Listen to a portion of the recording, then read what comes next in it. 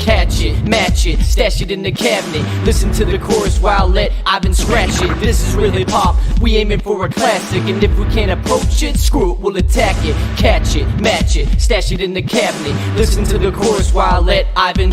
This is real hip hop, we aiming for a classic. And if we can't approach it, screw it, we'll attack it.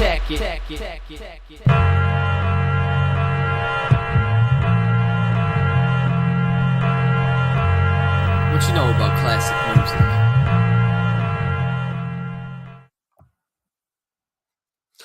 What's going on, everyone? Welcome to the second retro wrestling review series of the day. We're making history here. We're officially doing 2 retros. We technically did 3 like we talked about, but we had an audio issue on one of them, so technically that one never happened. But we're gonna pretend that it happened. I'm Owen the Birdman Finch, and I'm here once again for the second time in a row today with Chris. And we're doing Backlash 2017. This was another pick of mine. I feel like it was kind of like a mutual pick because we were doing like Superstar Shakeup. And then we felt like doing Backlash 2017 since this takes place the same year. And yeah, Chris is just going to get roasted today because what happened in the main event's kind of his fault. We kind of talked about it earlier, but we'll talk about it again when we get to that point. But yeah, so let's talk about kind of where the wrestling was. You can kind of watch Superstar Shakeup. I'm going to put it right now in the chat because everything that we kind of said in that video where the state of wrestling was kind of applies to here. I mean, it's only a month. I think only a month has passed by since that Superstar Shakeup, maybe a little less than a month. Yeah, a little over. I think a little over a month. So, yeah, it kind of is what it is. I think it's the first pay-per-view after the shakeup. First SmackDown, because remember they were separated at the time. Oh, so yeah, first SmackDown pay-per-view after the. We'll just talk about it though. The only new thing we'll say is the fact that SmackDown kind of took a nosedive a little bit after this. Not completely yet, obviously, because what happens at the main event of the show is really what ruins SmackDown.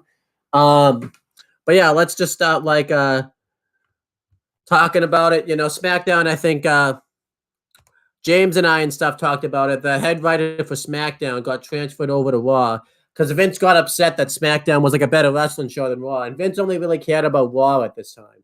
Because SmackDown and Raw were both on the USA Network. And obviously SmackDown wasn't a big beast like it is now because it's not on Fox or any of that stuff. So Vince cared about Raw. He wanted Raw to be the show that everybody watched.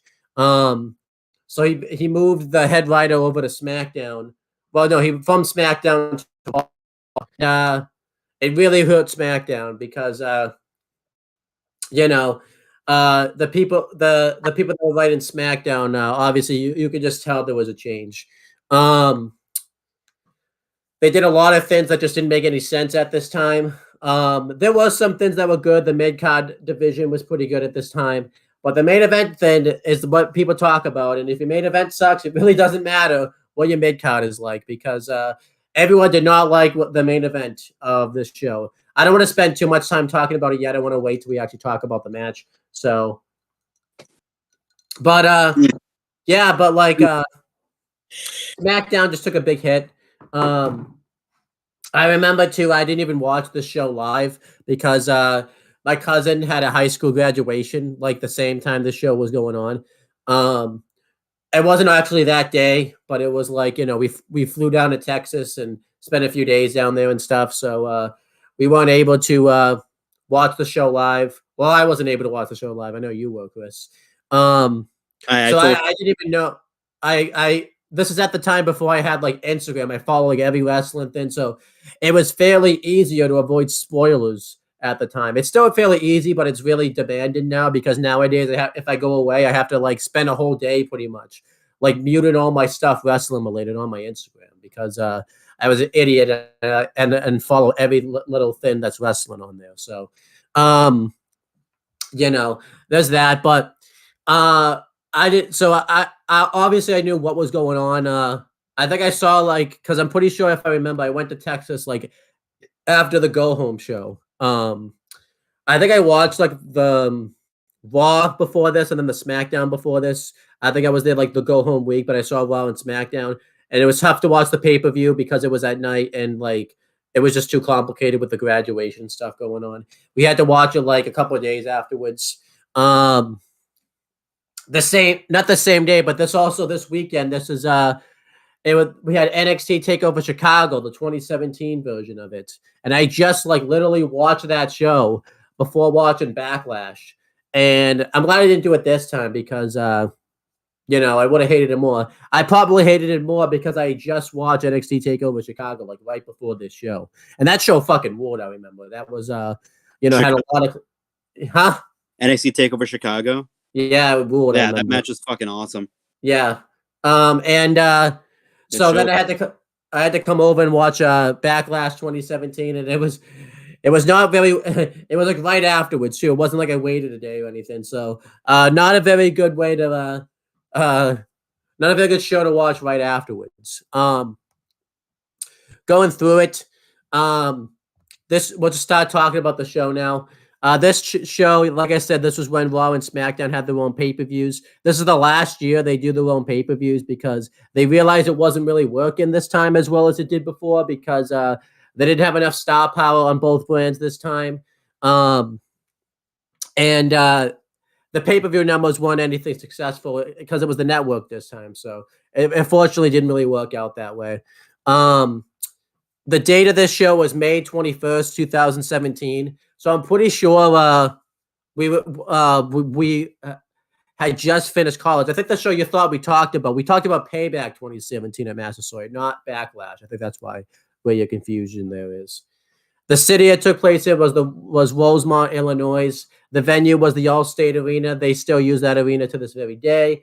I think they were just there. They just went there for Raw recently, like this Monday. Literally just Monday. Yeah, so. And then the attendance wasn't very good. It was 9,800 people. I do want to say what Chicago, because I think it was in the same arena. You can't. They don't tell you the attendance record for Chicago, unfortunately. That would have been nice, but they don't tell you that. It's very mean. Yeah, it was not very good numbers. It's probably like one of the worst numbers I've seen. Obviously, wrestling. This is kind of that period. I think I talked about it. I don't think I got to talk about it, but this was that period of time, where wrestling's just dead. A lot of the casual fans have left by this point because WrestleMania time is over. So, the crowd wasn't all that anything significant either. I think the fact that they threw Randy Orton versus Jinder Mahal in the main event for the WWE Championship turned a lot of people off and wanted to go to this show. It was up, believe it or not, from the year before because Backlash 2016 was 7,000 in attendance. But I hate to say it might have been worse because I always say it every time I go through the attendance record. They always say that it's more than what it is. So there's that. This is actually the first time it says here, by the way, on Wikipedia that Backlash had been held in May since the 2005 event. Because if you remember, Backlash 2016 took place in the fall. So let's start talking about this show, though. We had the kickoff. We had the panel of Renee Young, Peter Rosenberg, and Booker T. They were fine. Peter Rosenberg was nice. Renee Young was good, and Booker T was Booker T. This is at the time where Booker T was on Raw, so he was trying to make a lot of jokes like that he's infiltrating SmackDown. He's gonna check the competition out. And I like that he says this because if you remember when they did Raw versus SmackDown later in the year, he couldn't fucking decide what team he was on. He was supposed to be on Raw, but he was like supporting both brands at the time. So weird.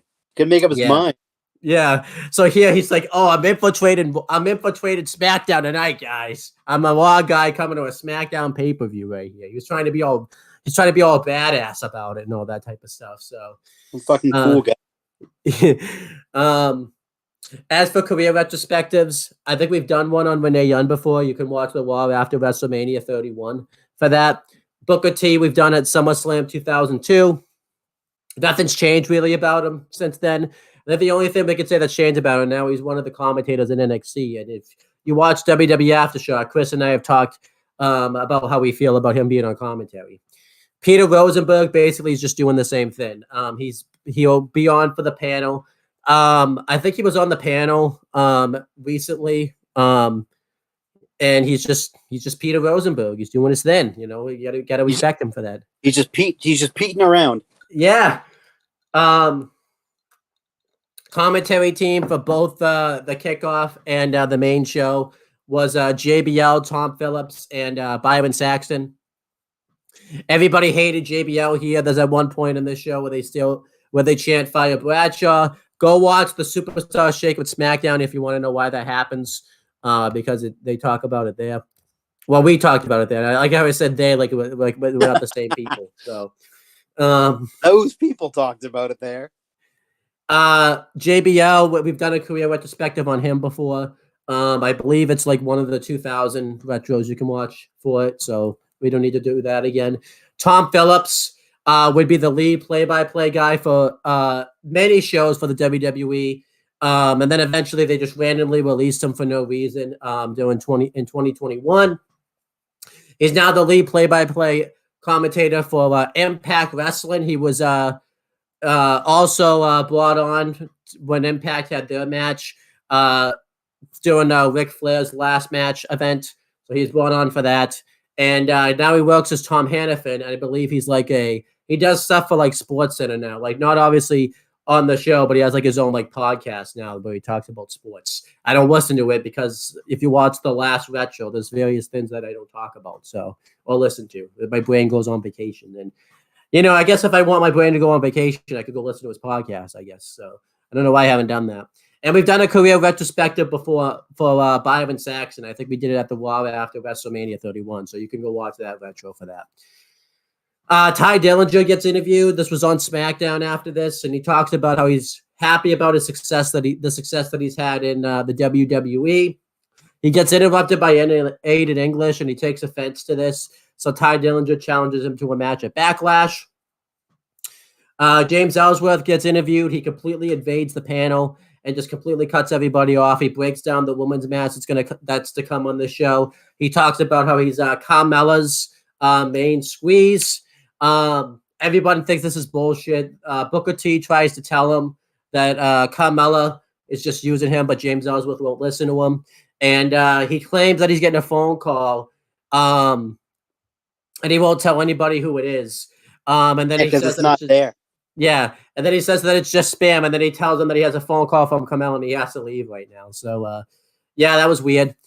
Eric Rowan invades the panel at one point. This is when he debuted that like new mask. He just kind of stares everybody down, especially Peter Rosenberg. Peter Rosenberg was very scared about this, and Booker T tried to ask him about his match coming up, but Eric Rowan didn't answer them. He just walked away. Renee Young and Peter Rosenberg were upset with Booker T because he's like a wrestler. He's supposed to be like defending them. And Booker T tells them, you guys are grown people. You can defend yourselves. So how mean was Booker T right there? It was very He's fucking very mean. Dolph Ziggler has an interview and he talks about how he's going to put down Shinsuke Nakamura and show that he's just the flavor of the month. It shows an ad for the WWE Network advertising all their shows. This is when at the time where if you sign up for the network, when it was the network, everywhere for everybody, you would get like a 30-day free trial. So if you had gotten the network here, you would have gotten Backlash, Money in the Bank, and I think Extreme Rules for free. So idiots doing that shit. Fucking morons. Sami Zayn has a Q&A. And Dasha Fuentes is hosting this. This is when they had the social media lounge. Remember how that that was? Fucking social media lounge. Yeah, remember how terrible that was? So Sami Zayn's allowed to answer 3 questions because that's all they had time. He could only answer 3 questions. He gets asked what it's like, how he feels about being on SmackDown. He said that he's happy that he's there. He wanted to be on SmackDown for a while. He gets asked about his nickname, Remember his terrible nickname that Vince gave him at the time? It was the underdog from the underground or whatever it was. Remember that terrible nickname? Oh, the underdog from the underground. Yeah. Yeah, it was terrible. And he gets talked about. Some stupid fan asked him, "Do you think that you could beat Baron Corbin tonight?" And Sami Zayn answers, "I think people are asking me this question because of that nickname. They wouldn't ask that to anybody." I mean, he said it in a respectful way because we talk about Sami Zayn. He's a very nice guy, and he still was a nice guy at this time. Still is a nice guy to this very day. I know a lot of people say, I know he turns heel later in the year, which we'll talk about, but he's still a nice guy. He's really nice. But he says that he's going to beat Baron Corbin and said there's no such thing as flukes in wrestling. Everybody can win a match on any given day. So Sami Zayn was being very nice here. He answered every question, very respectfully. But yeah, whoever fucking asked that question, like, do you think you could beat Baron Corbin tonight? Should have been like removed from Twitter at that point. Because obviously, what did you guys think Sami Zayn was going to say there? Like, then we had the kickoff match. It was Aiden English versus Ty Dillinger. Do you remember this was at the time where Aiden English had the crying gimmick? Like we cried after every match. Like, oh yes, modern day 2002 Christian. Yeah, he got put on Jericho's list for crying too. That's not very nice. I don't know if it was very nice for him to cry at Jericho to put him on the list. You guys can make up your mind on that one. So, he comes out. He has this standing gimmick and. He says he's from Chicago, so he got like a big pop at first. And then he said that he was happy that he left this dump Chicago. Talked about how he's the greatest superstar of all time. This was kind of more along the lines of the match they had on SmackDown. We talked about doing the superstar shakeup. This match was a little bit better. Aiden English at one point is being beaten up, and he goes underneath the rope so that way Ty Dillinger would have to break it. And while the referee has his back turned, he pulls Ty Dillinger's arm and he goes neck first into the rope. That was cool. And he doesn't run a neck breaker afterwards. And I always like me a good neck breaker. Obviously not when someone gets their neck broken, but I like me a good like move, neck breaker maneuver type of thing. So afterwards, Ty Dillinger mounts a comeback and eventually hits the tiebreaker. And this is when he switched to like the current version of the tiebreaker where he would pick the person up in a fireman's carry position and drop them face first. And Ty Dillinger wins. I give it like 2.25 stars. It was all right. I thought this was kind of the point where I think they had like 3 matches already at this point, and I was kind of sick of seeing it. I literally just saw them have a match on the Superstar SmackDown, and there was nothing different here. So I don't get why they did this. At least it got Ty Dillinger on the show. Unfortunately, I hate to say this. This is like the last thing that Ty Dillinger really does for a while. He doesn't do shit really after this. But we'll talk about that. I'll do the career retrospectives in a second. But yeah, what did you think of this match overall when you saw it at the time? Solid. A solid match. Wasn't, it definitely got Ty Dillinger over. Yes, it did. Like it was supposed to. Yes, it did. It's very proud of him. Yeah. So, what'd you give it for like a star rating? 2. Okay. We've done career retrospectives before on Ty Dillinger, so we're not going to do that again here. The only difference is he just can never get on TV really much. I know he showed up on Dynamite recently, but it's like, come on, stop doing something with Ty Dillinger. He's awesome. Was it Rampage he showed up recently? I don't remember. Rampage. It was Rampage. No one watches it anyway. Aiden English, as we haven't done a career retrospective on him. He would go on to continue crying. Eventually, he tag teamed with Rusev as Rusev Day and got that over really well. They were doing really well as a tag team. And Vince did not like the fact that they got over organically, so he broke them up for no reason. And Aiden English continuously jobbed out. Eventually, he transitioned over to commentary and commentated for the 205 Live brand and the NXT UK brand if he was needed. And then eventually, they stupidly released him during the April 25th Black Wednesday releases.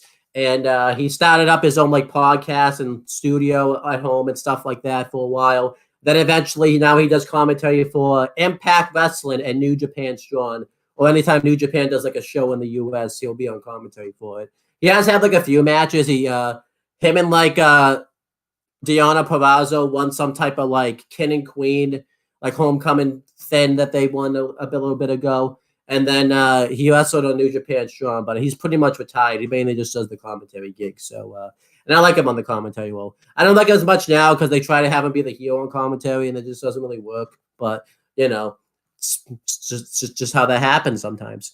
And then they go back to the panel. Booker T said that he likes Ty Dillinger, but he just doesn't get the 10 chant, which doesn't surprise me at all. And then Eric Rowan invades the panel again, and he sits down. He has this bag with him. He pulls out all this different type of stuff. And Booker T was trying to tell him that he thought he looked jacked. He kept trying to tell him like 4 times, and Eric Rowan just completely ignored him. And then Eric Rowan just kind of walks. Huh? He's trying to be friendly. Yeah. And then Eric Rowan just kind of walks away, and Peter Rosenberg yells at Booker T again for not having his back. But Booker T tells him he's a grown man. He should have it. He should be able to cover himself. He tells him his days of defending people are done. He's retired now. So he's a grown ass man. I guess what's he gonna do if someone comes after his kids? Is he gonna say, I'm not defending you? You guys are grown ass men. I'm retired from that. Like I don't get that. Decent little kickoff there though. It was an hour. They don't need to be an hour. They should just be at like a half hour. I mean, it had to be an hour here. Huh? I think they're now like 30 minutes. Yeah. So it is what it is. Then we had the actual show. The same people were on commentary. They didn't move. They didn't change direction or anything like that. We had Dolph Ziggler versus Shinsuke Nakamura. Reason this match was going on, this was like when they started to like book Nakamura badly a little bit. I remember John and I like ranted about this. Obviously, they had their first confrontation on the Superstar Shakeup episode of SmackDown. And the whole thing, this is such a Vince thing, by the way. Dolph Ziggler continuously talks shit to Nakamura, talking about how he's going to face him at Backlash. And he's going to have this easier path because he's never wrestled in WWE before. And this was such a Vince thing because there would be like bits where he said, oh, let's see clips of Shinsuke Nakamura. Oh, wait a minute. There isn't any in WWE. And this was such bullshit because he literally wrestled at NXT. He was in fucking WWE for like over a year. It was such a Vince thing to do. He's like, oh, you're in NXT? No, you weren't, because NXT doesn't exist in my mind. As this is when they called him like the artist versus formerly known as Shinsuke Nakamura. Like they were just doing that shit with him. And this feud was really bad going into it. I think too because Nakamura wasn't wrestling. It really kind of lost a lot of steam because he really wasn't known for his promos and stuff at the time. So it's like, and because Nakamura didn't do anything physical to Dolph Ziggler. He just fucking stood there and took everything that he was saying. It's like, what are you doing with this guy? This guy's fucking legit. Like, he comes into NXT day one. He has a fucking killer match with Sami Zayn. Yeah, I got some over right away. And here he's just fucking, he's an artist now. By the way, for the guy that's a fucking artist, never does any paintings. He never draws anything. What makes him a fucking artist if he doesn't do any of that shit? Because he's a G. That's why. But yeah, this feud was fucking terrible going into it. I remember they were just doing Nakamura the service here. And I'm thinking to myself, okay, so they have to put on a banner here, right? They have to put on a banner. Like, this is going to be class.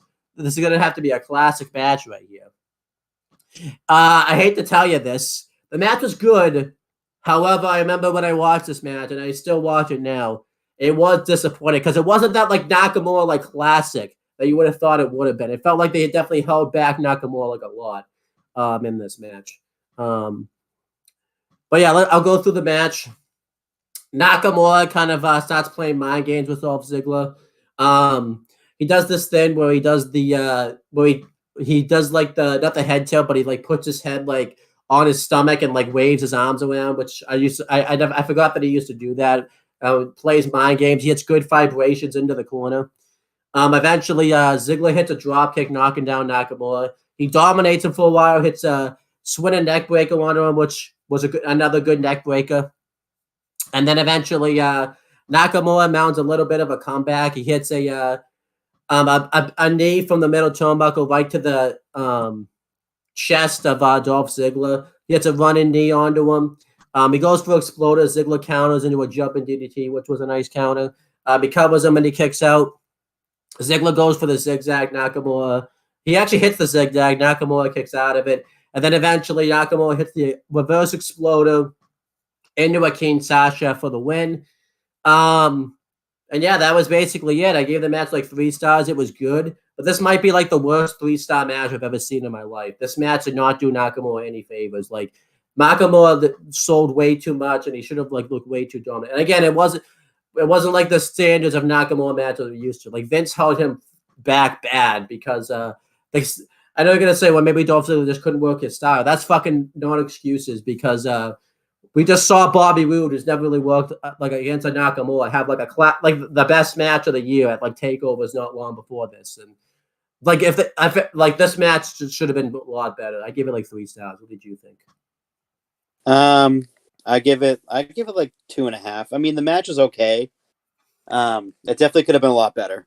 Yeah, and my point stands because Nakamura. I think I'll say this. At least they didn't completely fuck up Nakamura yet because we'll do the career retrospectives. We've done one before on Dolph Ziggler. You can watch Survivor Series 2013 for that, I believe. If not that show, then you can watch like the Raw after WrestleMania 31. You can watch that one. I think we've done. I definitely know we have done one. I just don't remember exactly when we've done one. As for Shinsuke Nakamura, they really did him a disservice on the main roster. He would challenge for the WWE Championship twice and lose to fucking Jinder Mahal. And then he had a classic match with Cena and Orton. But then when he would lose to Jinder Mahal, it was just terrible. He won the Royal Rumble match, which established him a bit. Had a pretty bad feud with AJ Styles. The match at WrestleMania was fairly disappointing. And then like they just did like a bunch of no contests. And by the time he got like a great match, no one really cared about it anymore. He won the U.S. title and the IC title a few times, but never defended the belts. He was just a forgotten mid-card champion. And then he turned babyface. I think he turned babyface like in 2021, and they would tease him as like a future opponent for the tribal chief Roman Reigns, but then they never pulled the trigger on it for stupid reasons. And then he won the IC title again. It was the forgotten champion, and then he just recently showed back up on TV, and it looks like they're gonna do justice to him because he's actually back to the Nakamura of old in NXT. He also just had a classic match recently with the Great Muta, like doing his retirement tour. So that's the career retrospective of Shinsuke Nakamura right there. Next match was the SmackDown Tag Team Championship match. It was the Usos defending the belts against Breezango. We talked about this. Breezango had just turned babyface. I don't really remember like what they did to turn babyface. I think they just randomly were babyfaces because they ran out of. Yeah, I feel like that's what they did too. Yeah. They had won a Beat the Clock challenge to earn this title match, and they actually started doing like the Fashion Files, which was basically a spoof of the Law and Order segments where they would try to solve cases, and they'd obviously be like gimmicks they were really getting over at this time. That I think this is when they do the thin because the Usos had just started their day one-ish thins. I remember I think it's Tyler Breeze that says, "What does this mean? Day one is H." What they were like wondering what the H was. They were trying to figure that out. It was hilarious. And Breezango were getting really over here. They obviously like weren't completely over, but I always thought they missed an opportunity with them. They should have definitely won the tag titles at one point. Definitely, for sure. I know they won the NXT tag titles, but that was kind of like a little too late by that point. And it was also in the pandemic, so no one really was there for the title win, really. So, but yeah, so we had this match here, and Tyler Breeze comes out dressed as a janitor in this match. He's in disguise. He's undercover here. And Fandango wrestles the match. He kind of goes at it a little bit with one of the Usos. Check out the last video, and we've talked about before, like how they've changed the Usos. Now we can tell them apart and all that type of stuff. And then Tyler Breeze gets tagged in, and he has a mop, and he's like mopping the ring and everything like that, getting it all squeaky clean and everything like that. And one of the Usos goes to charge at him, and Tyler Breeze uses the mop on him. It cleans him up really nice and all that type of stuff. But obviously, because the mop's been around in dirty places, it's obviously going to be gross. And I Eventually, one of the Usos hits a super kick, hits a right hand on him, actually, completely laying him out, and he breaks them off over his knee. One funny thing is JBL mentioned Perry Saturn's, and that could be Moppy, Perry Saturn's own mop, and that was pretty cool because I don't think Perry Saturn had been mentioned on TV for a while, so that was cool. And then the Usos beat up Tyler Breeze for a while, and then he tags back in Fandango. He starts going at it. We don't see Tyler Breeze. We think he's just selling, but he changed costumes. He came up and he was Grandma Breeze. He was dressed up as an old lady. He ggets tagged in. He flashes one of the Usos, and they get all scared, thinking that it's going to be old. Thinking that he's going to see way too much information right there. And then Tyler Breeze goes off on him. Eventually, the Usos beat him up again. They completely rip his dress off and everything like that. One of the Usos throws the dress outside the ring, and it lands into the face of JBL, which he was not happy about. He complained Too fucking about bad. it. He's gonna get over it. Yeah, he complained about it for several minutes though. Would not stop talking about it. And then the match gets really good. They all start hitting really good tag moves. The Breeze and Fandango hit a really good double team Russian leg sweep. They hit the Tyler Breeze hits the Prettier, but one of the Usos breaks up with the pinfall before they can make the cover. And then eventually the Usos do a reverse flapjack, sending Breeze ribs first into the barricade. Fandango hits a dive on the outside, and Jimmy Uso tags himself in, and the Usos hit the double super kick, followed by a splash for the win. And the Usos retain the SmackDown Tag Team titles. I thought this match was all right. I thought they kind of did the comedy a bit too much in this match. I feel like I don't buy comedy in wrestling, and I just thought they really could have had a killer tag match if they wanted to. And again, it doesn't help the fact that I saw TakeOver, because we just saw the tag titles main event Chicago the night before this in that awesome ladder match with DIY and AOP. I thought this match could have been really good, and it would have helped. It would have benefited the Usos when they got into that feud with the New Day eventually, if they'd had a couple killer tag matches before this. So I gave it 2.5 stars. JBL's commentary also too was very annoying in this match, which didn't help the match. So I gave it 2.5 stars. What did you think? I gave it 2.5 stars too. At times, JBL's commentary over the years could get rather annoying, but I guess he's a heel, so he can get away with it. But it does get repetitive.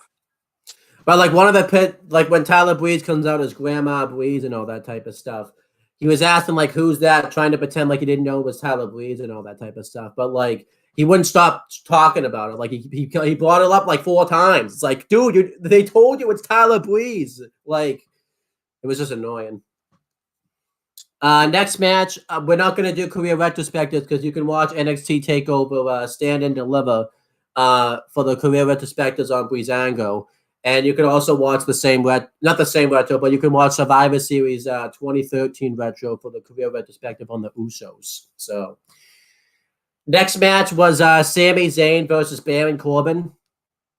They started feuding shortly after the Superstar shakeup. Baron Corbin got sick of Sami Zayn costing him opportunities at championships and stuff, so he attacked him during Talking Smack one week. He inadvertently attacked a Ring Crew guy, so it caused Baron Corbin to get I almost said released, but I meant to say suspended for a week. That would make sense. He got released for a week. That would make sense. And then Gary Corbs. So Sami Zayn requested a match with Baron Corbin because he got sick of Baron Corbin bullying people backstage. And on SmackDown before this, Baron Corbin attacked him and says, "You're going to regret asking for a match with me." I think we were all fairly concerned because we were thinking Baron Corbin was going to win this because he just lost a big match for the IC title at WrestleMania. And they really needed to get some momentum back behind him. But Sami Zayn really needed a win because everybody wanted him on SmackDown, and they really needed to show that this was a new show for him. So they both needed a win here.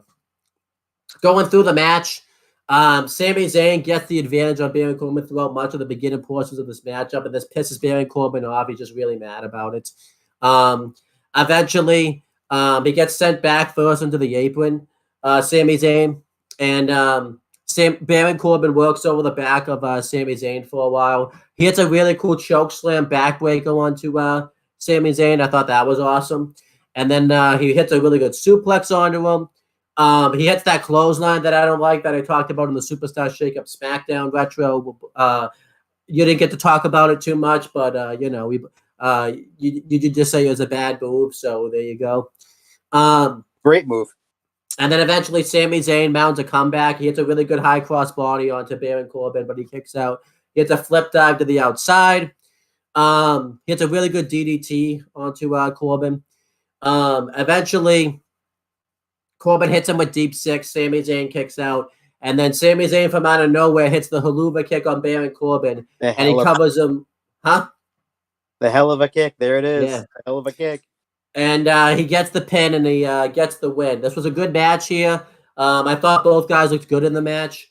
Sami Zayn, I thought, needed that win just because he really needed to showcase that he was a strong athlete. Unfortunately, this win doesn't do much for Sami Zayn because he just gets jobbed out shortly afterwards anyways. But in context, but just with this show, this was a good match. I gave it 3 stars. What did you think of it? I give it 3 stars too. It was a very, very good match.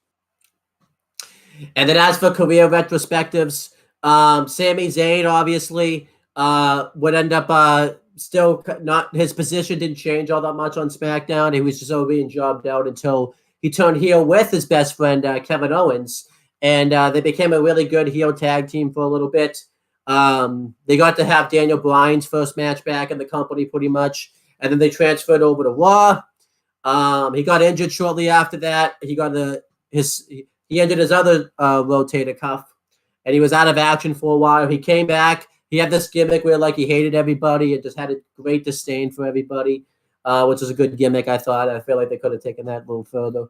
And then he became like a manager for a little bit for Shinsuke Nakamura and Cesaro. They became known as like weren't they like the Artist Collective or something like that? Yeah, that was the Artist Collective. Which was funny because it was right after like AEW did the Nightmare Collective or whatever it was. But like, so that was kind of funny. Like AEW's taking shots WWE taking shots right there. And then he won the IC title like 3 times. All during the well, except one of them, but most of them during the pandemic. He had that he had some really good runs in the mid-card and stuff like that. And then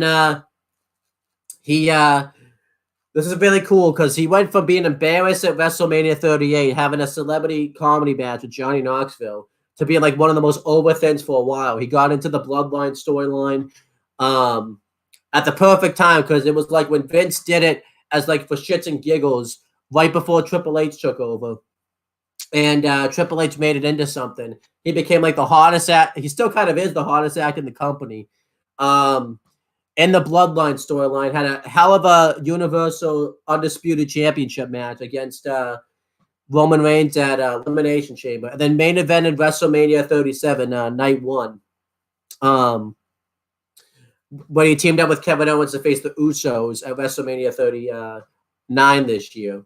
And now the undisputed WWE Tag Team Champions. So that's really cool. I feel like we didn't really talk about this. It's really cool that like Sami Zayn and Kevin Owens were together when Sami Zayn turned heel. It was basically to help Kevin Owens, and he basically turned babyface again like the same way. It's so cool how that happened. Yeah. And then as for Baron Corbin, his career hasn't been very good. He won Money in the Bank shortly after this, and then he had that issue where like he was shit talking the company about concussions and just the business and stuff. So this got him into some heat backstage, and he ended up losing the Money in the Bank briefcase and losing like really in embarrassing fashion to John Cena at SummerSlam in the opening match. And then he won the U.S. title. He only held it for like 2 months and lost it at Clash of Champions to Dolph Ziggler. And then he just kind of did whatever on SmackDown and stuff. He didn't really do all that much. He ended up being drafted to Raw, and that's when his career just really takes a nosedive. He became Constable Corbin, and then he became General Manager-elect Corbin, and he was just terrible. He was all over the show. At one point, when he was outed as GM, they did a segment when they embarrassed him, where they blamed him for the reason that Raw wasn't doing all that great. And then when he was ousted as GM, he was Kurt Angle's last match ever in professional wrestling, which a lot of people hated. He beat Kurt Angle. He had a really terrible feud with Seth Rollins for the Universal title. He won King of the Ring, which turned his career around a little bit, but then he had a terrible feud with Roman Reigns where they fought over dog food. He's actually the last guy to pin Roman Reigns in WWE, so he's got that on his resume, I guess. And then he had a terrible feud with Elias where he threw Elias off the perch or whatever, and we thought Elias died. And then it just gets worse. He had a terrible feud with Matt Riddle. He lost his King of the Ring crown, and then he became bum-ass Corbin, which was awesome, admittedly. Bum-ass Corbin. He acted like he was very poor. Then he became happy Corbin. He was happy all the time. And then he feuded with Pat McAfee.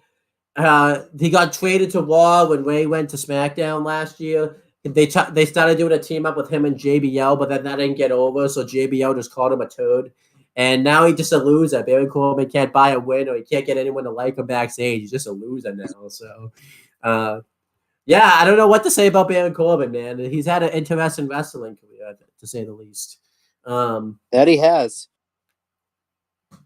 And then Jinder Mahal arrives to the building. He gets the big red carpet treatment where the Sin brothers pull out the red carpet for him, and he comes out and he gets interviewed, and he said that he's going to win the WWE Championship tonight. So, what did you think of this? I thought this interview was pretty bad because it was that standard bad. Yeah, it was that standard full and heel thing too, where he talked about how he's going to win it for his people and everything like that. So, yeah, this is bad. This is where the show kind of nosedives for a little bit. Then we had remember this fucking faction right here, the Welcoming Committee with James Ellsworth versus Best team ever. Versus Becky Lynch, Charlotte, and Naomi. You know what? Because I think you've watched this recently. Why don't you talk about how this was set up? Because I completely forgot this. I completely forgot about this faction. Talk about the setup and talk about the match itself. I'm gonna let you talk about this. So I don't fucking know because I don't watch the show. Okay. They weren't they at the beginning. They were the welcoming committee because of all the new people that were coming to SmackDown. Yeah, and so they wanted to beat them up for some reason. They were a Mean Girls faction.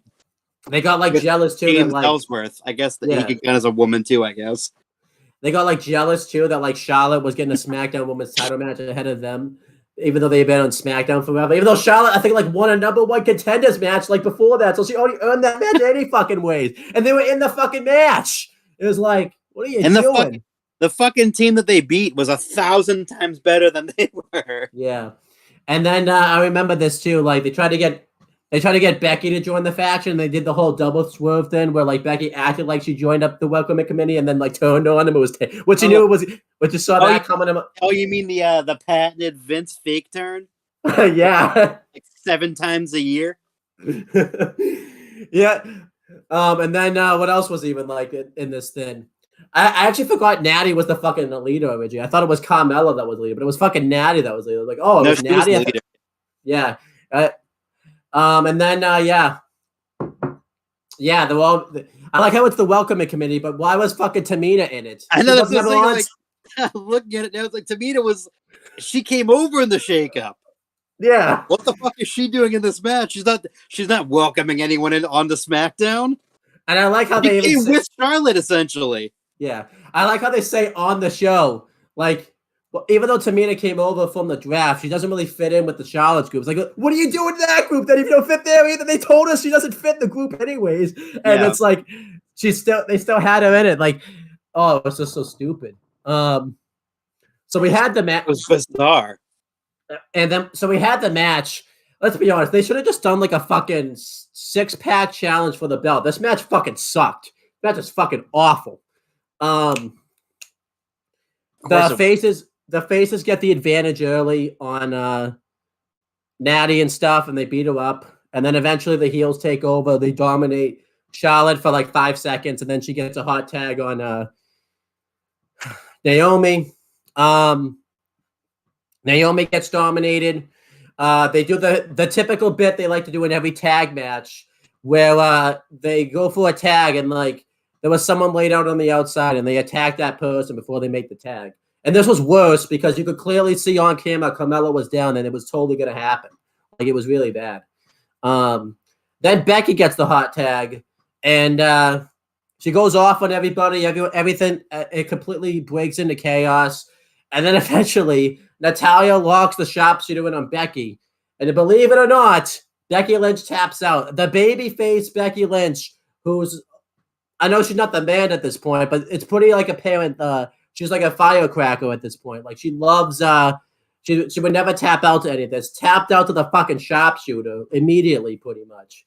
No one comes to break it up or anything like that. This match is awful. I have it in my notes 2 stars, but that's way too generous of a fucking rating. I need to go down to like a star and a quarter probably. The fact that like I get they had to establish the welcoming committee as a fucking faction, but it's like the fact that they fucking beat Becky Lynch, Naomi, who was your champion, SmackDown Women's Champion at the time, and Charlotte is a fucking joke. That was a terrible booking decision. What did you think of this? Fucking awful. Wrong team won. And yeah, it was awful. Just awful. I give it like a half a star. And guess what? This ended up being a bad decision anyways, because the faction breaks up not long after this. They broke up like a week or two. Like a week or two after this. And yeah, it was just bad. And then they would go on going through career retrospectives. We've done one on Naomi before, so we don't have to do it here. We've done one on Natty. Tamina basically has been in and out of storylines pretty much. She's teamed up with people and done other things. She really hasn't done shit since this thing. I think this is like the last big thing she's really done. I know she's done like the 24/7 stuff, but she said she's retiring soon. So whatever. Carmella, obviously, shortly after this would be the first ever 2-time Women's Money in the Bank winner because they fucked it up the first time and they had to do the match again on like SmackDown. And then Carmella would hold on to that briefcase for a while. She treat James Ellsworth like a dog. And then I think he got released randomly, so they kind of dropped that storyline, obviously, because he was released. And Carmella went to go on to win the SmackDown Women's Championship from Charlotte Flair, cashing in the briefcase. Was a really bad champion. They randomly brought back Ellsworth, and then he was like released again. He was like there for like 2 months, and he was released again. It didn't even make any sense. And then she lost the belt. She teamed up with R-Truth, which was a really good team. She won the 24/7 title a few times, and then I think Truth got drafted to Raw, and she stayed on SmackDown, I think. And then she did just kind of whatever as a babyface. She was gone for a bit. She came back as like a fashionista, like wine connoisseur thing with Reggie. And then that fizzled out. She did this thing which like she didn't want her face to be touched, so she wore like a mask and that and all that type of stuff. That didn't get over. She teamed with Queen Zelina, and won the tag titles, and they never did anything with the belts. They just put the belts on ice pretty much. I don't remember them ever defending the titles, honestly. And then they lost the belts at WrestleMania. She went on a honeymoon. She challenged for the Raw Women's title a couple times. Then she got pregnant, had like a pregnancy like scare or whatever. So pregnancy, which I don't know the exact definition behind it, but she lost her baby. Yeah. And then she came back. It looked like she was going to team with Chelsea Green, and we don't really. We talked about. We don't know what's going on with Carmella right now, because she just randomly. It's very hush hush too. Also, it's very hush hush with her. Yeah, like we don't know. We don't know if she's like pregnant. Chris and I don't think she is, because if she was going to get pregnant, why she wouldn't have come back like randomly like that. So we don't know what's going on. And I think I'm pretty sure, by the way, she's also married to Corey Graves now, because I'm pretty sure they won a thing. Yeah, they might have. Yeah, I'm pretty sure they might have been like a thin, but it wasn't known at this time. So, as for Becky Lynch, hard to believe, but Becky Lynch, you wouldn't believe that Becky Lynch would get jobbed out the way she did. Because listen to this career retrospective right here. So, Becky Lynch wouldn't really do all that much on SmackDown for a bit. She would be like a top person in the division, but they never really did much with her. They could have done more. She got really hot in 2018. Where it looked like she was going to win the SmackDown Women's title from Carmella, but then they gave it to Charlotte stupidly. And she turned heel on Charlotte, but everyone hated Charlotte, and she was just so over, they had to turn her babyface. And they also got... That lasted all of a grand total of 15 seconds. Yeah. And then she got her face broken by Nia Jax, so they had no choice but at that point to turn the babyface. She became like the hottest then in all of pro wrestling, not just woman, too. Like, she was the hottest... behind Roman Reigns, because his leukemia thing had just happened at that point. So I think even though he wasn't wrestling, he was actually like the hottest thing in the company, actually.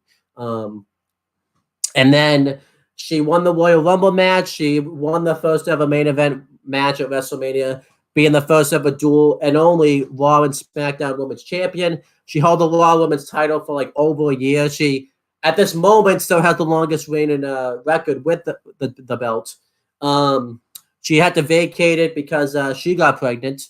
And then she was out of wrestling for like a little over a year. She returned at SummerSlam 2021, won the SmackDown Women's title as a heel. Then they traded it. She had to trade it with Charlotte Flair for the Raw Women's title since they went to different shows. Lost the belt at WrestleMania 38. Took some more time off because she got injured. And then now she's back. She's won the women's tag title once. And then she's injured at the moment again. But everyone thinks she's going to walk out because they bought into that easily. But she's just injured. As for Charlotte, she would go on to win many more women's championships. I think she's like a 14-time women's champion. And she's basically done everything you can do in wrestling except... I was just saying, except win the Rumble. No, but she did that too. I think except win Money in the Bank. That's like the only thing I think Charlotte hasn't done since. Now she's Charlotte Flair. She wrestles with her dad's last name. So, I mean, that's just the easiest way to do a career retrospective on Charlotte. Just say, oh, she's done everything pretty much you could do in literally because it's literally too much to name. Yeah. She's done, and she's obviously had periods where she's been really well liked, really hated. At the moment, she's in the really well liked category. So that's cool. I think we have the net TV again. Yeah, she might. Who knows for how long this time around too. Next match was the United States Championship match. It was Kevin Owens defending the belt against AJ Styles. AJ Styles had become the #1 contender on the Superstar Shakeup SmackDown episode we covered, and Kevin Owens had just moved over from Raw to SmackDown, and brought the U.S. title with him. He actually lost the belt to Jericho and won it back and took out Jericho before this, and he became like vicious. He had the face of America gimmick, and AJ Styles is coming into this match injured. He had an injured knee because Kevin Owens hit him with the title belt doing a match with Jinder Mahal. And we had this match here, and yeah, it was really good. Obviously, I feel this match was a little bit disappointing. In terms of the fact that, it was a dream match. We wanted to see it. I felt like they were being held back a little bit. A lot. Yeah, very much so. It was Vince's. You notice that was Vince's favorite thing to do. He would book the dream matches we wanted, but like he would book them the way he'd want to book them instead of the way they should be booked. Yeah. But AJ Styles and Kevin Owens, they do a chain lockup when no one really gets the advantage of each other. It's kind of like a back and forth type of thing.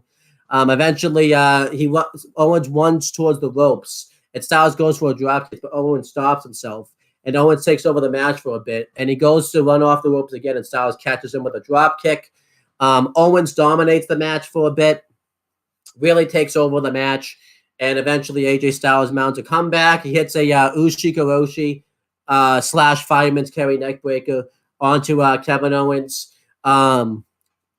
He goes for a dive, but Owens chop blocks his leg. He throws him knees first into the steps, and Kevin Owens dominates AJ Styles, really works over his leg. It was really good stuff.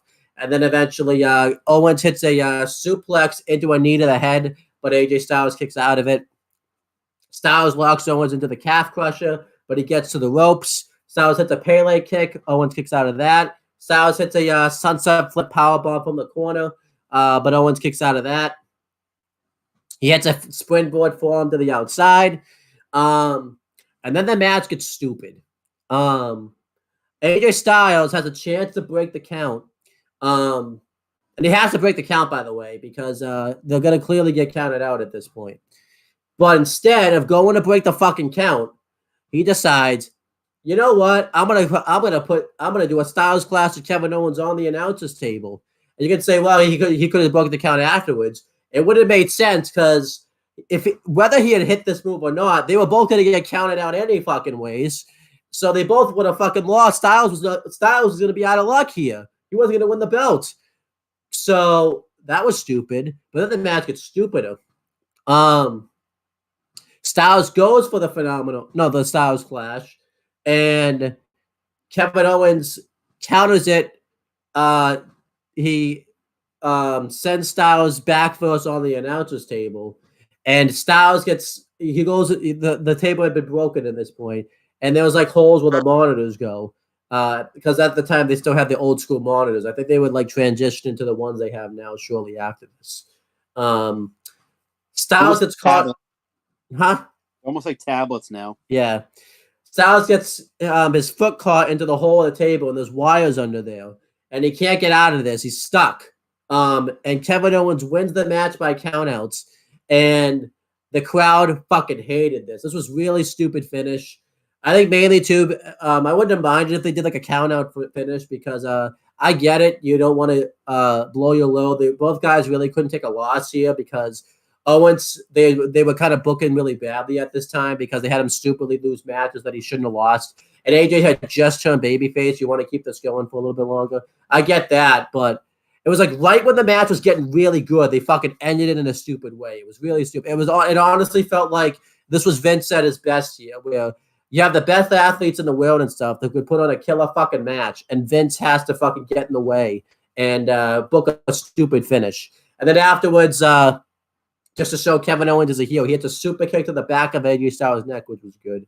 And I think the thing that's stupid is they don't even do a rematch for like 2 months after this because then they go with the Money in the Bank match. We don't even see they never follow up on this for like 2 months. It's like, what did you do with this finish for if you weren't going to follow up on it? It's so stupid. I get the match like 3.5 stars because it was still really good. It's the best match of the show, which isn't saying much, but yeah. What did you think of this match? I thought this match was really good, but yeah, like it just gets really stupid after a while. Just really. I give it 3 stars. It could have been a fucking 4 or even 5-star match had that not had all that fuckery in it. Yeah. And that was Vince's favorite thing to do. He would book the dream matches we wanted. He would put his own fucking spin on. He loved doing that. I'm glad we don't see that so anymore. Annoying. Yeah. Because he does this a lot with AJ specifically, by the way. AJ Nakamura, he was filled with fuckery. And AJ and Joe was filled with fuckery, but at least the matches were good, but they were still filled with fuckery. And then AJ and Bryan, I guess AJ and Bryan was filled with fuckery, but I feel like it was like good fuckery. And we you know me, Chris, I love me some good fuckery right there. Oh, so. Good. Yeah, some really good fuckery. Yeah. And then the show fucking dies after this. The full show is fucking bad after this. And never recovers. We had Luke Harper versus Eric Rowan, and you're probably thinking, you guys are probably thinking to yourself, how could this match have been bad? This is a match where 2 tag teams, they have really good history with each other. Well, let's talk about why.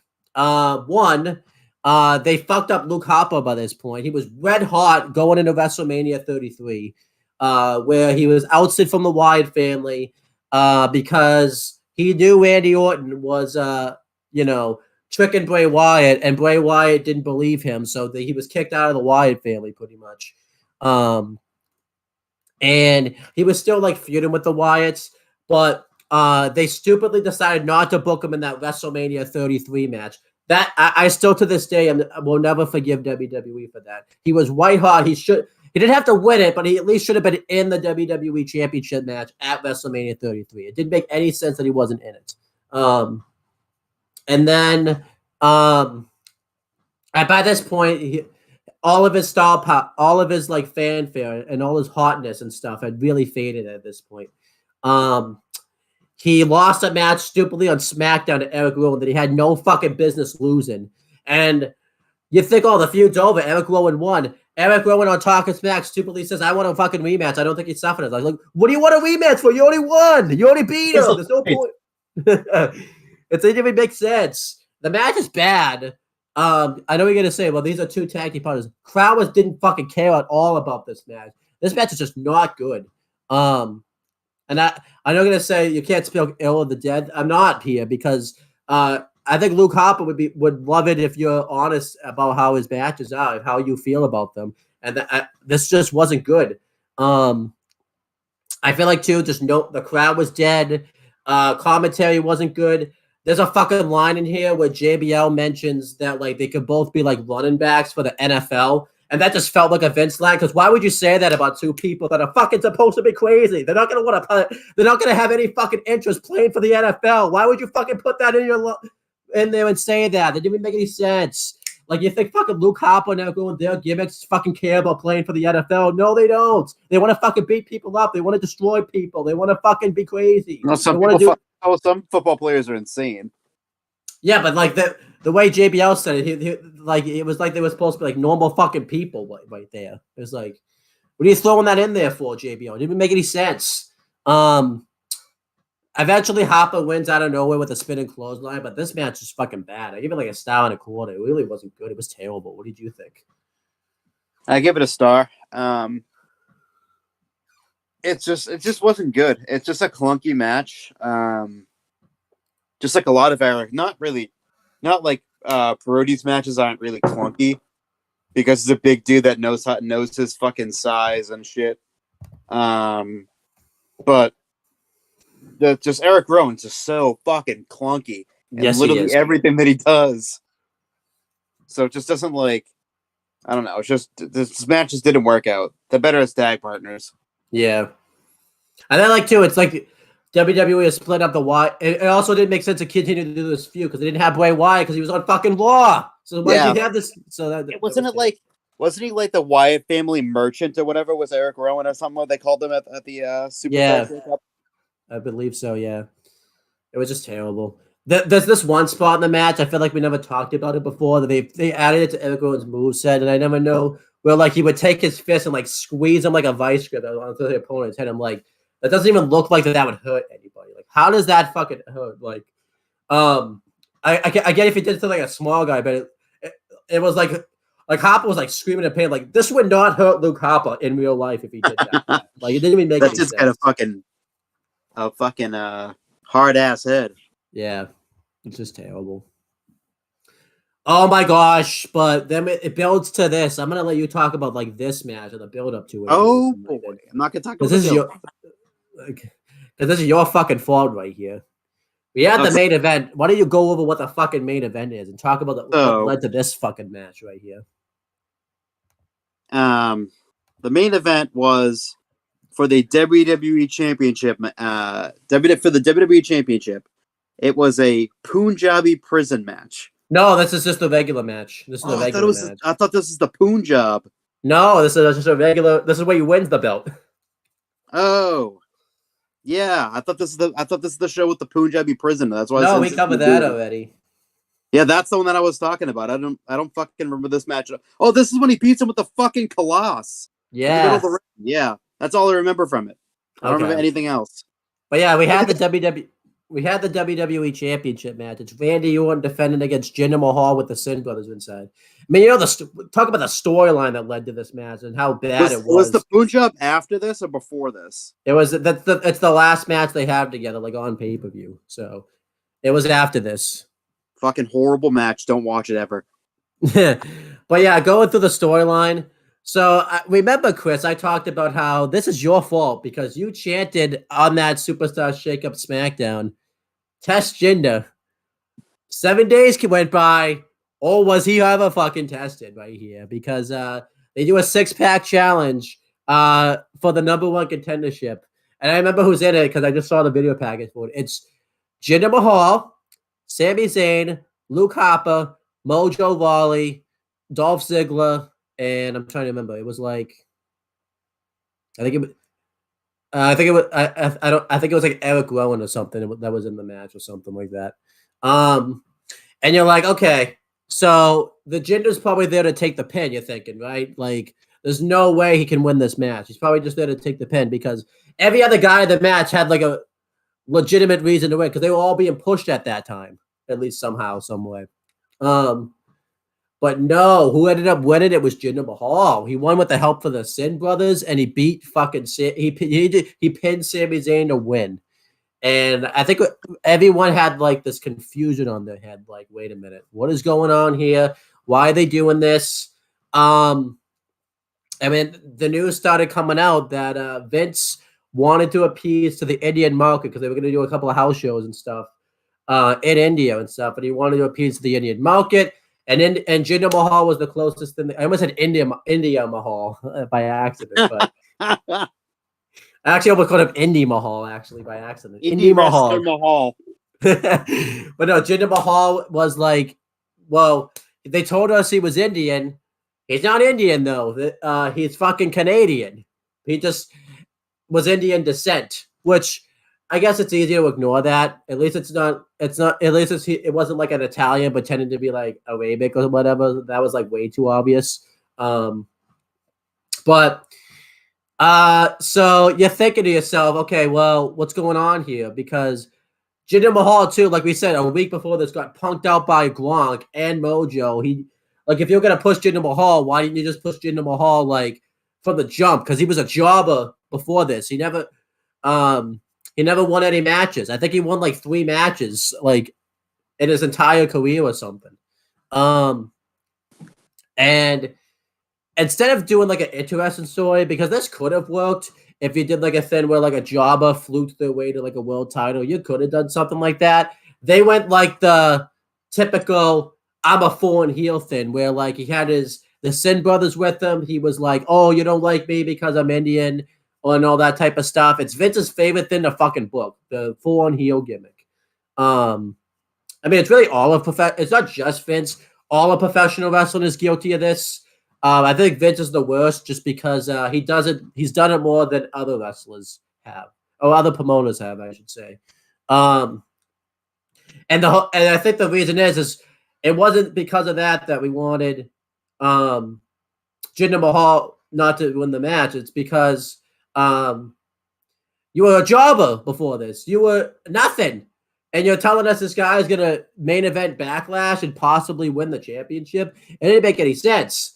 And this was like really bad Randy Orton right here, by the way. Like, he had just come off a terrible feud with Bray Wyatt, that awful House of Horrors match. And he was just doing like, I'm glad that the one good thing about 2017 Randy Orton is at least it's the last year where like he's bad. Like, yeah, he gets better, but he was being booked bad, and because he was being booked bad, you could just tell Randy Orton was phoning it in like at this time. Like, he really was. And Randy Orton was just kind of being Randy Orton. He was being a champion in this match, wanted to defend his championship. The whole storyline was they talked about how Randy Orton gone soft. Then we have the fucking match, and the match is just awful. Randy Orton attacks Jinder Mahal before the match even starts. He throws him into the steps, throws him over the announce table. He has to wait a bit to start the match, and Randy continuously beats down Jinder Mahal. He gets thrown shoulder first, like into the LED like board that's around the ring, not the apron, but it like replaces the apron. That's what he gets thrown into, and Jinder Mahal dominates his shoulder, and Jinder Mahal can only do rest spots because he hasn't been able to develop a moveset yet because he's been a jobber his whole career. He doesn't really have any moves. I think he has like one move, and that's like a high knee that he does in this match. It's the only real move except his finish that he hits. Randy Orton mounts a comeback. He hits a draping DDT. The Sin Brothers pull him out of the ring. Randy Orton beats up the Sin Brothers. and he throws Jinder into the ring, hits an RKO on him, and you think, well, he's gonna win the match right here. The Sin Brothers pull Jinder Mahal out of the ring, and Randy Orton gets upset about this. He beats up the Sin Brothers. He hits both of them with the back suplex onto the announcer's table, and one of the Sin Brothers, I forget which one it is, like takes a really bad bump going onto this table, and you can just tell the look on Randy Orton's face. It's like, oh, I think that guy literally got hurt right there. That was like, he did that. Ooh, yeah, that's what he did. And then he hits a double draping DDT onto them. And then Jinder Mahal comes in from out of nowhere, hits the Colossus on him, which I think was like the first time. Well, I guess it was one of the first times he hit it. And Jinder Mahal wins. He becomes the new WWE champion. And it's a shocking moment. The crowd's shocked because this guy was a jobber like 3 weeks ago. And all of a sudden now he's WWE champion. And yeah, it's really bad. This match is a -3 stars. I think I rated it worse just because of how badly Jinder Mahal title reign became afterwards. The fact that you threw a jobber out there to be WWE champion. And I think a lot of people have given shit. Well, before we talk about how badly his title reign was, do you want to give your thoughts on the match, give like a star rating for the match and things like that? Because I thought this was the Punjabi prison match, which we've talked about before, and possibly never again. This match sucked. The only highlight of this match, besides Jinder being clunky as a motherfucker, was, I think it was Samir or Sunil, whatever fucking same brother it was, getting fucking rotated like a fucking circle basically almost over the announce table and into the crowd. He almost turned into a fucking ball. Yeah. That was the best part of the match. And then Randy's fucking expression, like, oof, I should have. That was a little bit too much power on that. Yeah. That was the best part of the whole fucking match. Yep. And it's the only part that anyone fucking remembers of that match. I actually did. Over-rotated one of the Singh brothers. I actually didn't even remember until I saw it, actually. So. Yeah, because the match is shit itself. This match is complete garbage. Jinder Mahal is one of the worst WWE champions in history. Yeah. And they only did it to appease the Indian market. And I will say this. It fucking failed miserably. You know why? And it's always been the case. Indians don't like heels. Yeah. What was Jinder Mahal? A fucking heel. heel. So it didn't make any fucking sense for them to go into a market with a heel champion who was a fucking heel. Yeah. Indians don't like heels. So therefore, it made zero fucking sense for Jinder Mahal to be a heel and to be champion. No fucking sense, even remotely at all. None at all. I can't I can't believe they did it. I really cannot believe it. It's the shittiest thing they could have done. I'm so fucking happy we're done talking about this now. And we can go on to the career retrospectives of both Randy Orton and Jinder Mahal. You're back. I can hear you. Okay.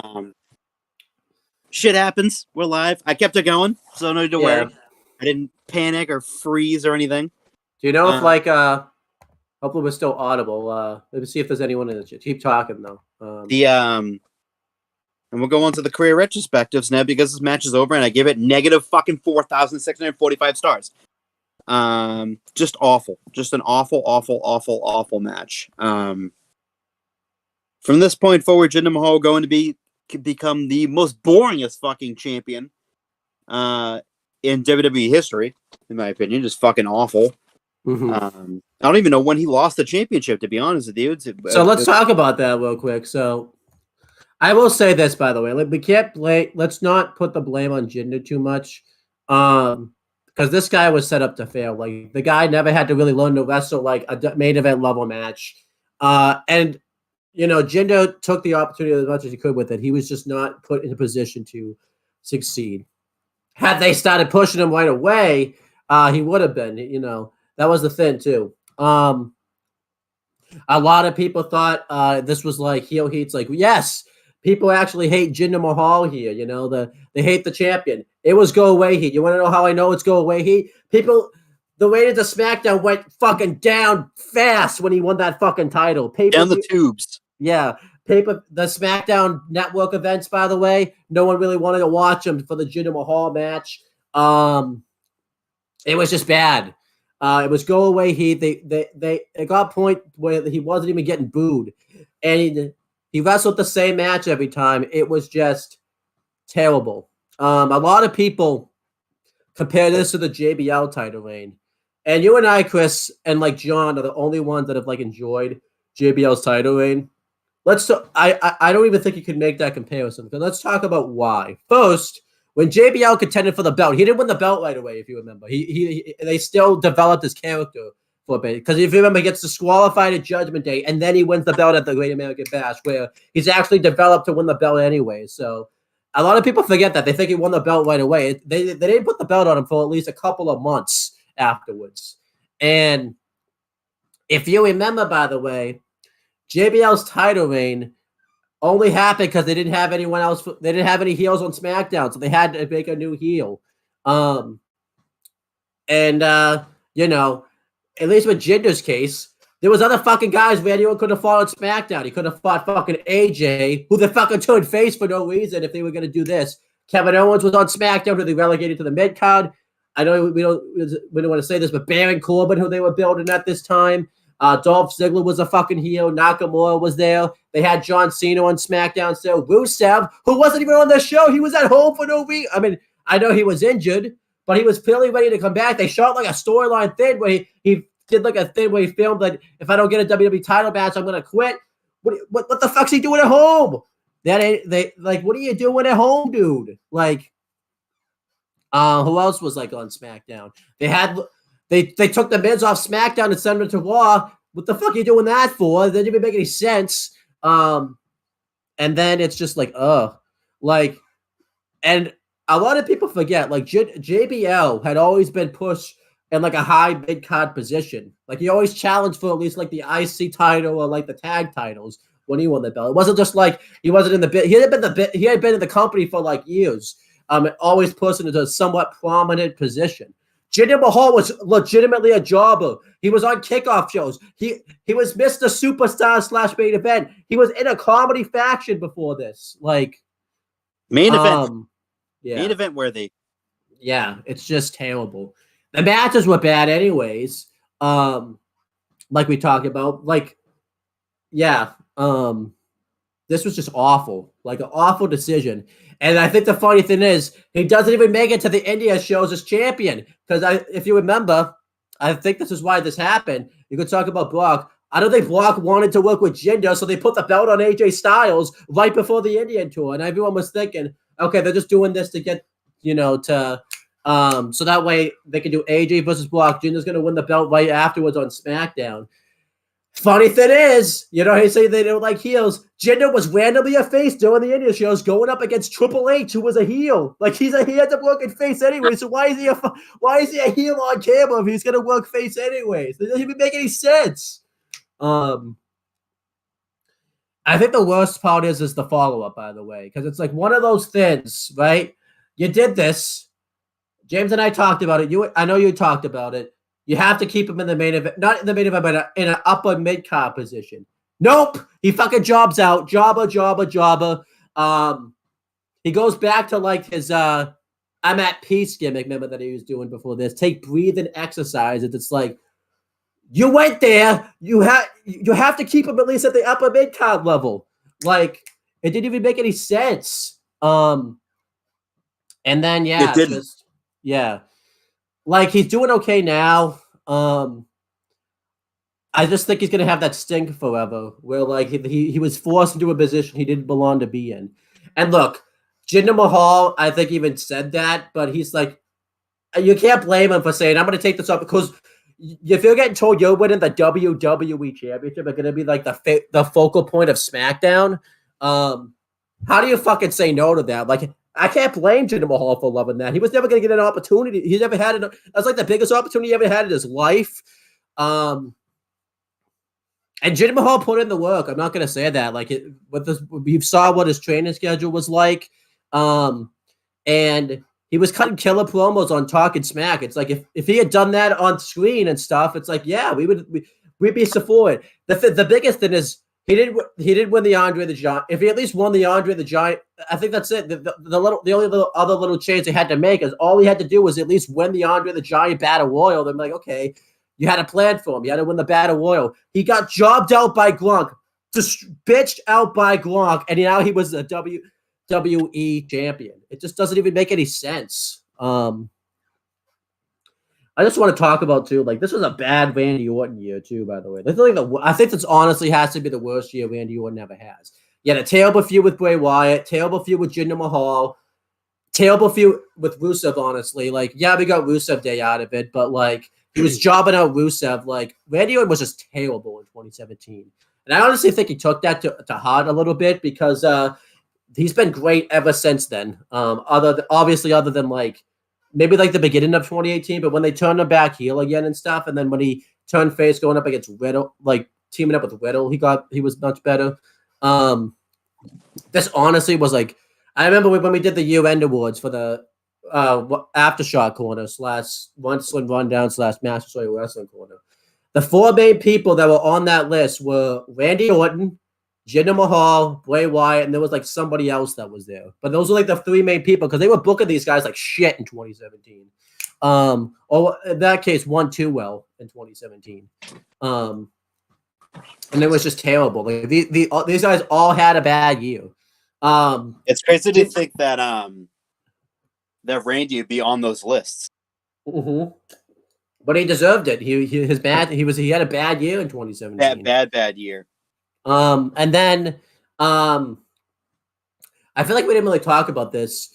I feel like they've recovered it now with like, but the WWE title took a while to recover after Jinder's title reign too. Like there's a reason I think AJ held that belt for like a while. It was kind of relegated to like a mid-card belt though a little bit. Like the WWE title looked like took a nosedive after Jinder's title reign. Like that's how bad Jinder's title reign truly was. And I truly don't think it's ever been fixed. I mean, now it's been fixed because they have like Roman Reigns holding it and stuff. So it's kind of like what it is. But yeah, this is just bad. Going through the rest of the show real quick, we did have Talking Smack. I do want to touch on that a little bit. Renee Young and Peter Rosenberg hosted it. You could definitely tell Daniel Bryan's on paternity leave at this point because he's not really mentioned all that much here. Because I think he would have done Talking Smack had he been able to be there. A lot of the stuff they talked about was Jinder winning the title, how they couldn't believe it. Sami Zayn comes on. He talks about how he could be the next WWE champion, beating Baron Corbin, how he felt like it was a big win for him, how he likes being on SmackDown now versus being on Raw. So that was cool. Ty Dillinger then comes on and gets interviewed. He comes on and talks about how he's been a pretty big success. He talked about his story, how he was let go before, and he talks about how he wants to do more. He wants to win some championships and stuff. He talks about how he wants to be in the Money in the Bank ladder match, but he never was in it. And then Kevin Owens comes on and gets interviewed. He had a really good interview here. He wouldn't let Peter Rosenberg ask him any questions because he didn't know him. He thought he was a new guy. He didn't think he was experienced enough to talk to Kevin Owens, which was funny. And I remember at one point, Peter Rosenberg tried to get Renee Young to ask a question for him. And Kevin Owens was just like, "What are you doing? Why are you going to ask? Why are you not talking to me?" And Peter was, "Well, you said I couldn't talk to you." "Yes, but that doesn't give me permission to talk to Renee Young to talk to me." That's still interacting with me. It was really hilarious. And then I remember Renee Young asked him a question that Kevin Owens didn't like. "Okay, you're not talking now, Peter Rose, but you get your time to shine." It's like, you can ask me a question now. And he tried to ask him a question, said, "Earlier on the kickoff show, I said that AJ Styles was the best wrestler in the world." And then Kevin Owens, when he heard that, just immediately walked off, just completely walked away. He did not like hearing that. And then he came over and completely stared down Peter Rosenberg, like came back and everything like that. And then He left again. And Renee, I never talked about it. Like anytime he does a Raw talk or anything, it's all, if you remember, they would always be like really intense. That's how it would be. And then he comes back. He writes something into Peter Rosenberg's notebook. He actually took his notes and like ripped them up at one point. Peter was like, I need those notes. And Kevin was like, you don't need those. It was funny. Huh? What a fucking cruel man. No, Kevin Owens is a nice guy, okay? Peter Rosenberg was kind of pissing him off. You can't blame Kevin Owens for that, you know? And then he has Peter Rosenberg read that Kevin Owens is the best wrestler in the world. And then he leaves again. And then Renee Young and Peter Rosenberg try to talk about how scared and, you know, how intense this has been right now. And then Kevin Owens comes back and talks about how he's the best wrestler in the world and the greatest sports entertainer. And he says, you guys don't get to close this off. I'm closing this off because it would have been bad. I don't even know what you guys were going to say anyways. And he closes off talking smack. It says that this is the Kevin Owens show now and forever. And just really intense right there. I loved that. I loved Kevin Owens on Talking Smack. I thought he was just being really intense. And I was so scared that I had to close my computer and go for a walk afterwards. It was very scary. As you should have. Yeah. I don't like Kevin Owens is a scary man at that time. So, yeah, they all talked about Jinder Mahal being WWE champion. And this is actually a funny thing that Kevin Owens does. He asked Renee, do you watch the show? Because I said on SmackDown on commentary, I predicted that Jinder Mahal was going to win. And yet you're over here asking me if I'm surprised. Like, he was just not happy on this show. Like, well, he's an angry man. Yeah, he was very angry. Yeah. Well, he's still a very angry man, but he's an angry man with a good cause. Yeah, he's got a conscience now, yeah. But yeah, so I don't even watch Talking Smack, but have you seen any of this stuff before? And if so, like, do you have any thoughts about it? I've seen it before, but I haven't seen it since probably then. There you go. At least Kevin Owens and Sami Zayn. At least Sami Zayn was being a good person on Talking. Well, Sami Zayn is a good. Yeah, and Ty Man. Dillinger was being very nice, I thought, there too. It's just, you know, I guess you had to have a mean guy on it to kind of balance it out a little bit like that. You need to have some niceness and meanness in there. And Kevin Owens was the mean guy. So, did you give style rate? Because that might have been when I got cut off. Did you give a style rating to the WWE Championship match? Yes, I gave it negative 75,000. Whoa, that's a lot. That's a lot of stars. We pretty much did a career retrospective on Jinder Mahal. He's back now in NXT. I don't even know what he's doing right now because he hasn't been on the show. Yeah, he hasn't been on the show in a while. So the Sin Brothers continues to be back up to Jinder Mahal. Eventually, they got caught. They went back down at 205 Live. They did really well there. They got released. I think they got released in like 2021. But they weren't really doing all that much anyways.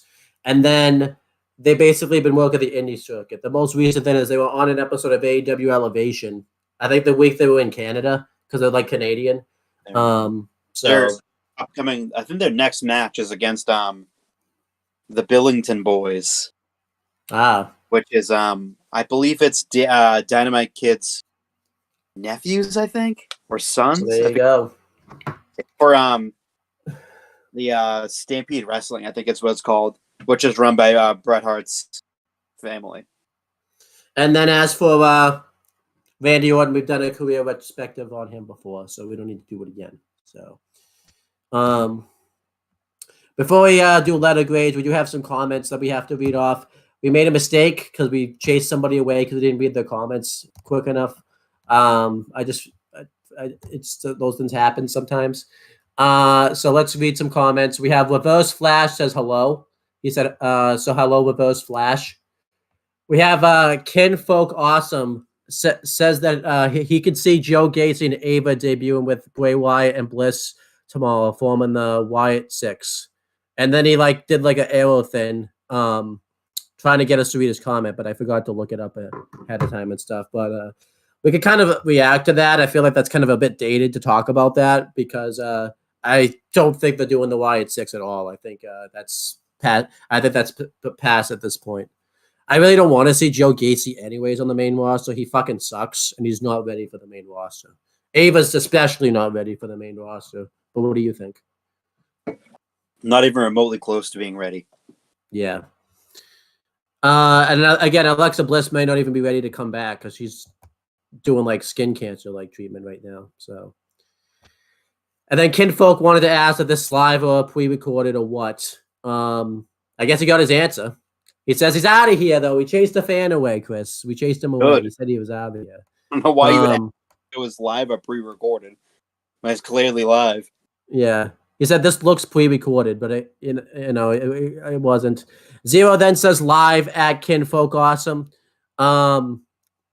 He also says don't hinder Jinder. LOL. Remember that was a thing. Don't hinder the Jinder because so he says name minus 40,000. Sorry, minus like 4. I gotta do my thing. I think it's like 4 million or 4 billion stars. I'm really not sure. He didn't make it clear, but stars. Jeez.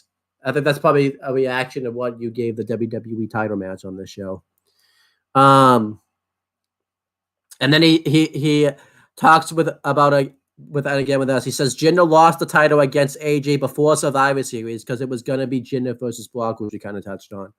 But I do remember because the Indian tour was supposed to happen, so like he does lose the belt before the Indian tour also.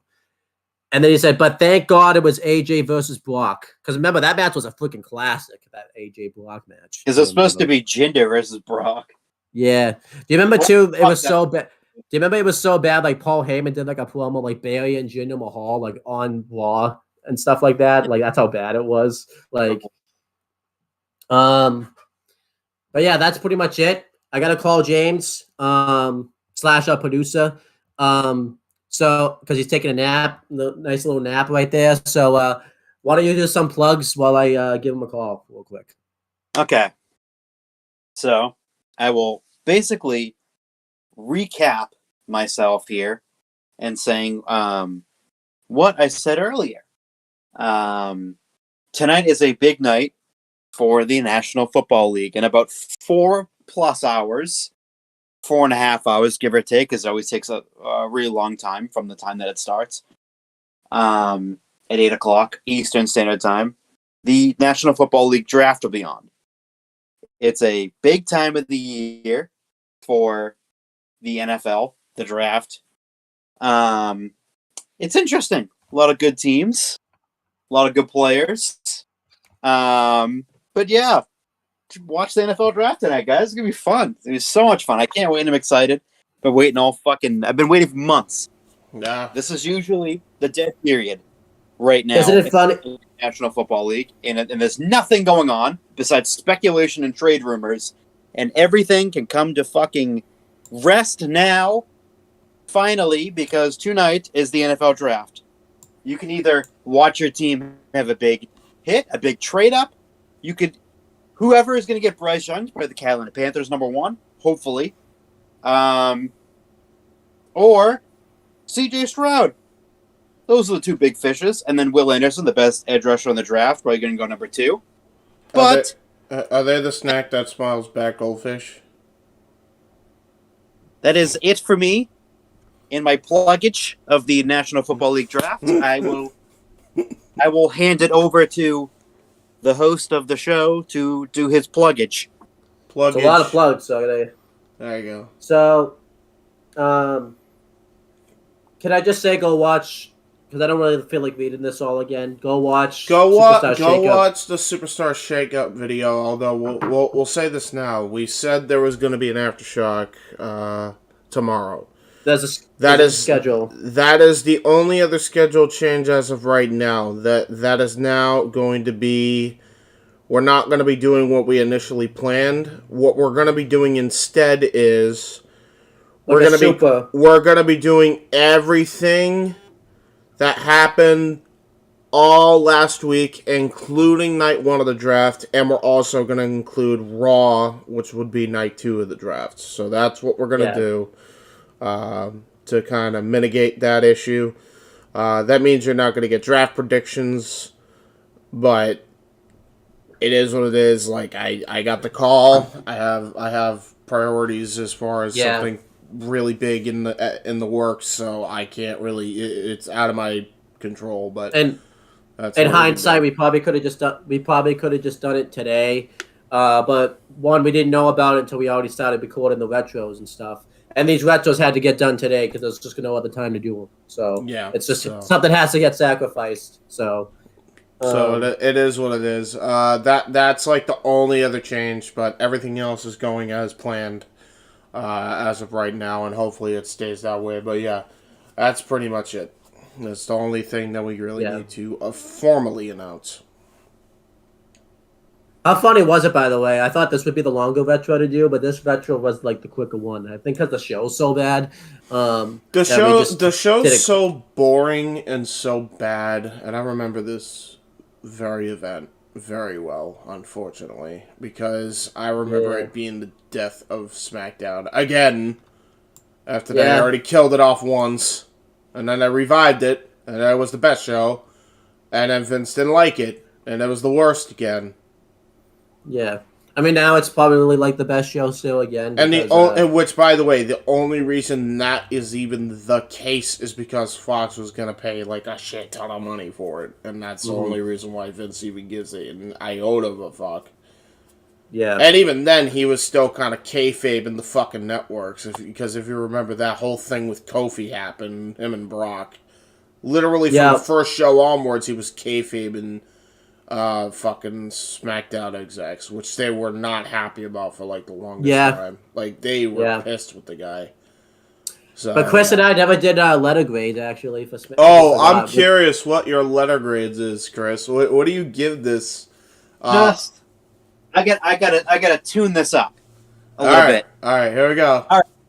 Hoo. F. Fuck this show. Yeah. The only thing I have to say F. Like, even though you could say, well, wait, you gave a few matches like 3-star ratings and stuff. Nakamura's match was disappointing. They did a stupid finish with AJ and Kevin Owens. And I think the main reason this is an F is this is the start of the Jinder title reign and just the fall of SmackDown. You can't give it anything else but an F because of that. Yeah. So I give it an F minus, but I don't think that's a grade. So it isn't. It's just F. So just F. So there you go.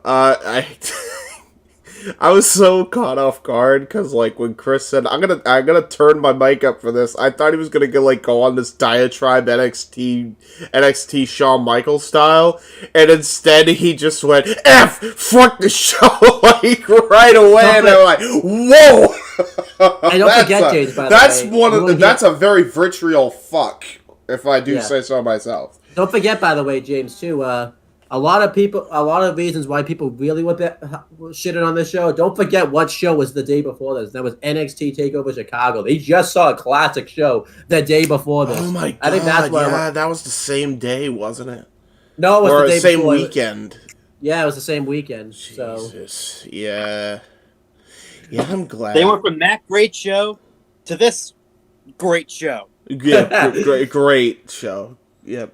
Yeah. This is just terrible. All right. Do you want to do your catchphrase? It sounds like you're not even in the mood to do that. Nah. All right. Nah. Bye. We'll just leave. Bye, everyone. Sorry. Fuck this show. Fuck this show. Chris, you want to say it one more time to get the outro there? We have a big F-U-C-K. Fuck this show. Bye, everyone. Yeah. We doing all the classics, you heard it, then I grabbed it. Flow like Method Man, then run like I'm Rabbit. Soon as I hear the bass line, it be my FaceTime. Music's in my veins, so just in case I'm without my iPod or a media player, I'll check my...